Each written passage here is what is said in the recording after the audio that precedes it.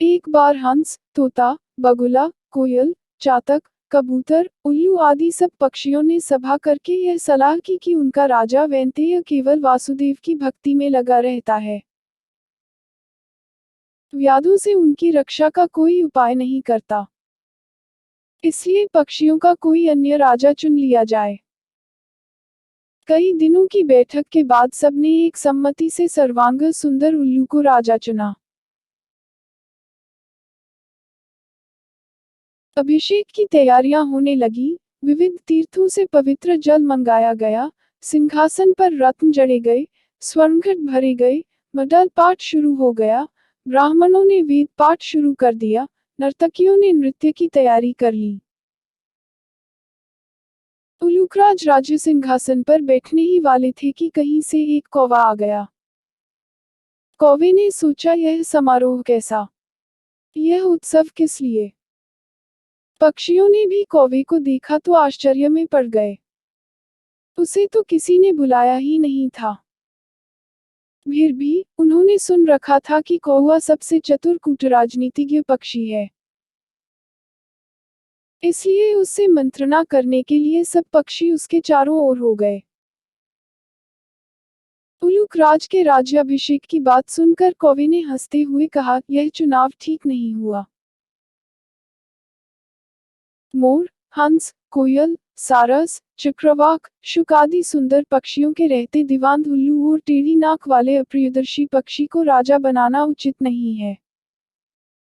वह स्वभाव से ही रौद्र है और कटुभाषी है। फिर अभी तो वैंतेय राजा बैठा है।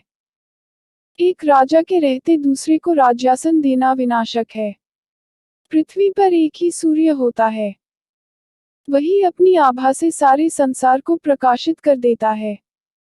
एक से अधिक सूर्य होने पर प्रलय हो जाती है। प्रलय में बहुत से सूर्य निकल जाते हैं।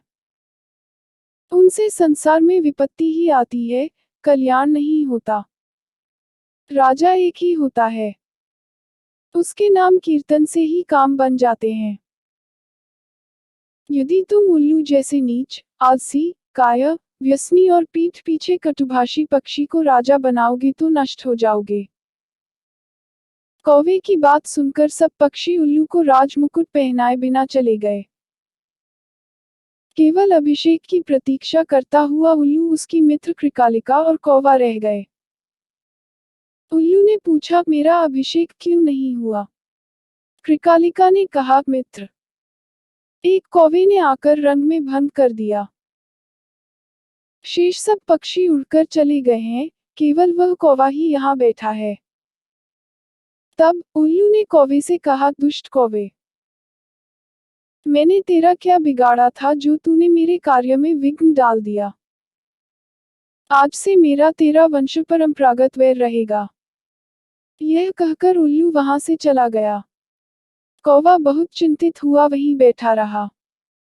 उसने सोचा, मैंने अकारण ही उल्लू से वैर मोल ले लिया। दूसरे के मामलों में हस्तक्षेप करना और कटु सत्य कहना भी डहकप्रद होता है। यही सोचता सोचता वह कौवा वहां से चला गया। तभी से कौओं और उल्लुओं में स्वाभाविक वैर चला आता है। मुख्य पृष्ठ, संपूर्ण पंचतंत्र की कहानियां।